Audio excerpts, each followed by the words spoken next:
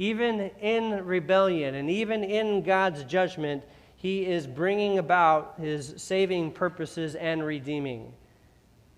Notice how he uses Elijah to prove that to us. So Elijah pleads with God, verse 2 says, pleads with God, how come they're all rebellious? They've all left me. I'm the only one left. I'm the only true Israelite who believes, the only one who trusts you. And notice God's response in verse 4.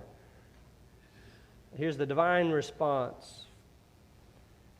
I have kept for myself 7,000 men who have not bowed the knee to Baal. Elijah, you don't see all that I am doing and accomplishing. Yeah, you see the rebellion, you see the stubbornness, you see the rejection, you see the hard-heartedness. It's even aimed at you at times. But what you don't see is that I have kept for myself 7,000 who have not bowed the knee. 7,000 in our midst who have not rejected, have not turned away from me. Those whom I have redeemed, those whom I have brought to myself, so that while you believe that you're alone, you believe that it's only you who remain, you don't understand all of my purposes and what I'm accomplishing here. That I have, again, 7,000 who have not bowed the knee. Just as a stop right there, when we think about our own nation and we see rebellion and we see hostility and we think the whole thing's gone to pot, can we not just go back to where it was in the good old days? Can we not go back to the days when everything seemed to be in line, where we got to do the Pledge of Allegiance and bring out the flags and everybody rejoiced in our country that we were Christian? We see all the rebellion and hostility today, and we can step back and say, God is still saving people. He's still redeeming. Even in the face of all the hostility and rebellion, God is still saving, and his purposes aren't thwarted. Back to this text.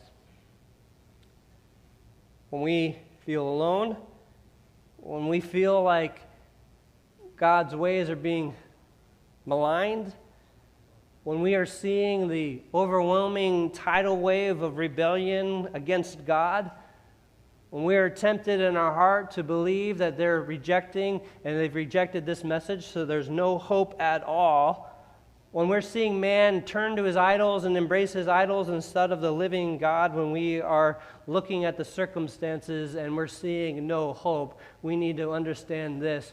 Our perspective is so small.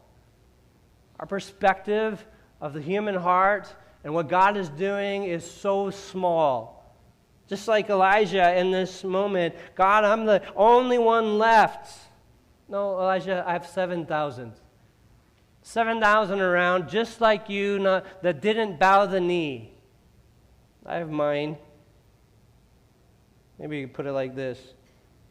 Our puny little perspective does not limit the grand and glorious work of an infinitely perfect and sovereign God. The moment we feel like God has no control, it's because we have no understanding of what he's accomplishing and doing.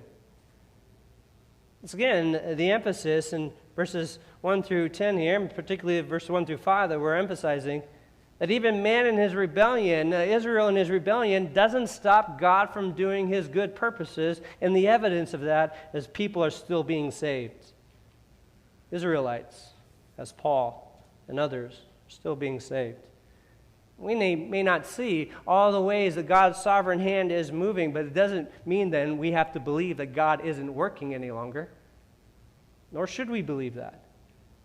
He doesn't owe us to come along and give us an update report.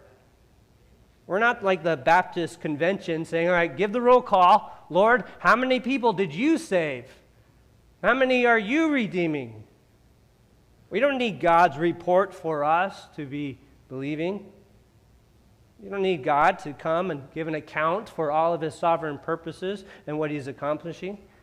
Because we have what the scriptures tell us, which is that he is accomplishing his good purposes. He is not going to forget his promises. He's going to carry them out. Even if we can't see it.